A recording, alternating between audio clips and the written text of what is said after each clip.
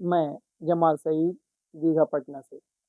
पिछले कई वीडियोस मैंने बनाए जिसमें सिर्फ हम डिस्कशन कर रहे हैं वर्ड मीनिंग के सिलसिले से, जिसमें आपके पास जो स्टॉक है उसमें हम इजाफा कर रहे हैं। अभी हम बात करेंगे कुछ ऐसे अल्फाज, कुछ ऐसे वर्ड्स आपको देंगे जो कंसर्निंग होगा हमारे हेड के कंसर्न से। हेड अगर हमारा ऐसे होगा, या हम अगर ऐसे बैठेंगे, या हमारा ऐसे अगर कोई चीज़ देख रहे होंगे, या ऐसी कुछ चीज़ें होंगी, तो उस तरह के बैठने को या उस तरह से देखने के लिए हम अलग अलग वर्ड यूज़ कर सकते हैं। तो अगर हम कुछ और सीख जाएं तो हमारे लिए बेहतर होगा। ये अचानक हमारे सामने से ऐसे कुछ वर्ड्स गुजरे, मैंने उसको भी यकजा किया, चाहा कि ये भी आप तक पहुंचा दिया जाए। और आइए उसी में कुछ और भी एक दो चीज़ सीख लेंगे, ताकि वीडियोज़ अपना अपना मुकम्मल जो है एक 10 मिनट का वीडियो बन सके। तो आइए हम ना बगैर किसी ताख़िर के, बगैर देर किए हुए अपनी बातों को शुरू करते हैं। अभी जैसे देखिए कि यहाँ पे मैंने एक वर्ड दिया है, देखिए ये आदमी कैसे बैठा है। इस आदमी के बैठने का स्टाइल ऐसा है जैसे हम अभी बैठे हैं।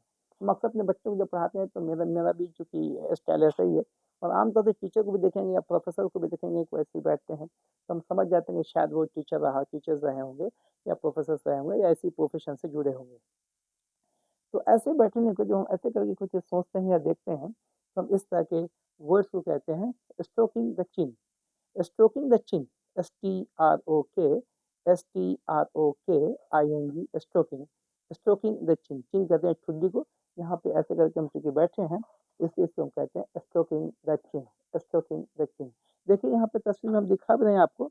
स्ट्रोकिंग द चिन, इस तरह से बैठने के लिए कहते हैं stroking the chin. Stroking the चिन, देखिए यहाँ पे मैंने तस्वीर में ज़रूर आपको दिखाने की कोशिश भी की है। उसी तरह से अगर हम इस तरह से बैठते हैं, उसी तरह से अगर हम इस तरह से देखिए, यहाँ पे गर्दन को आप देख रहे होंगे कि गर्दन हमारी कैसी है। यहाँ पे गर्दन जो है थोड़ा हमारा झुका हुआ है, यानी ऐसे है। यानी ऐसे करके कोई चीज़ को हम देख रहे होते हैं, कोई पेपर को या कोई किताबों को, किसी किताब को या किसी डॉक्यूमेंट्स को, किसी भी चीज़ को, जहाँ मेरी गर्दन थोड़ी ऐसे झुक जाती है, उस झुकने को कहते हैं टिल्ट, है ना? टिल्ट। कोई भी चीज़ जैसे जैसे हमारा ये हाथ आप देखिए, ये ऐसे झुक गया तो ये टिल्ट हो गया, है ना?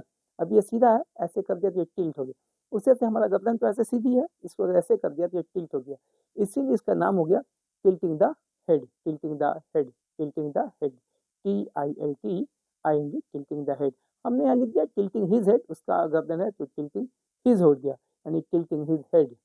उसी तरह से आगे हम देखते हैं, उसी तरह से हमारा आगे का जो वर्ड है वो वर्ड है देखिए यहाँ पे हम क्या कर रहे हैं, अपने कलम के ज़रिए, अपने कलम के ज़रिए हम अपने गर्दन कलम के ज़रिए जो भी हमारे पास पेन है, हम उसके ज़रिए इसको ऐसे-ऐसे कर रहे हैं। या वो पेन से करें, अपने हाथ से, उँगली से करें, या किसी भी चीज़ से अपने पीठ को खुजलाएँ, चाहे अपने हाथ को खुजलाएँ, चाहे अपने सर को खुजलाएँ, उसको कहते हैं स्क्रैच। मैंने स्क्रैच वर्ड पिछली क्लास में भी समझाने की कोशिश की थी।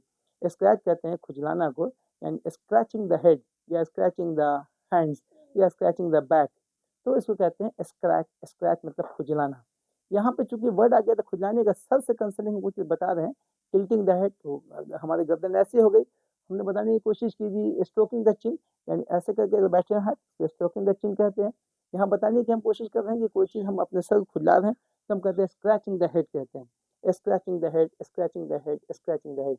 अब देखिए यहाँ पे आदमी क्या कर रहा है, किसी चीज़ को देखने की कोशिश कर रहा है। जैसे कोई चीज़, आज किसी दूर में कोई चीज़ खड़ी है, कोई चीज़ दूर में है, उसको देखना चाहते हैं, या चाँद को देखना चाहते हैं जो दिखाई नहीं दे रहा है, तो आम तौर से हम इसको ऐसे कर लेते हैं। या किसी जगह देखते हैं कि धूप बहुत तेज़ है, तो अपने हाथ को, अपने भी सर को, अपने यहाँ पे फोrehead के पास अपने हाथ को ऐसे रख लेते हैं।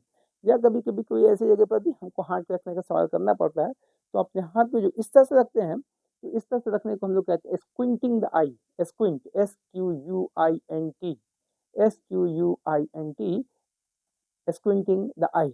यानी एक्चुअली स्क्विंटिंग का मतलब होता है झुकना, है ना? या आँख से कंसर्निंग स्क्विंटिंग, यानी आँख मानना गई है, या है ना? तो आइए कंफ्यूज ना करें, ना कंफ्यूज हम हों, बात को आगे बढ़ाते रहें। आप अपना डिक्शनरी जाके देख लीजिएगा एग्जैक्ट मीनिंग इसका क्या है। इसको कहते हैं एक्चुअली, इस तरह से देखने को स्क्विंटिंग द आईज कह सकते हैं। समझ में बात आ गया? आप यहाँ तस्वीर के ज़रिए भी आप देख सकते हैं, है ना? जैसे बोर्ड वगैरह पे भी कोई चीज़ लिखी रहती है, कभी-कभी समझ में दिखाई नहीं देता है। हमारा लॉन्ग साइड थोड़ा वीक है, या कुछ इस तरह की बात होती है, क्या लिखा है, तो ऐसे करके भी हम देखते हैं। तो इसको भी हम कहते हैं स्क्विंटिंग द आइज, मतलब ऐसे करके देखने को स्क्विंट कहते हैं। अब उसी से बना है स्क्विंटिंग द आइज या स्क्विंटिंग हिज आइज, है ना। आइए आगे देखते हैं।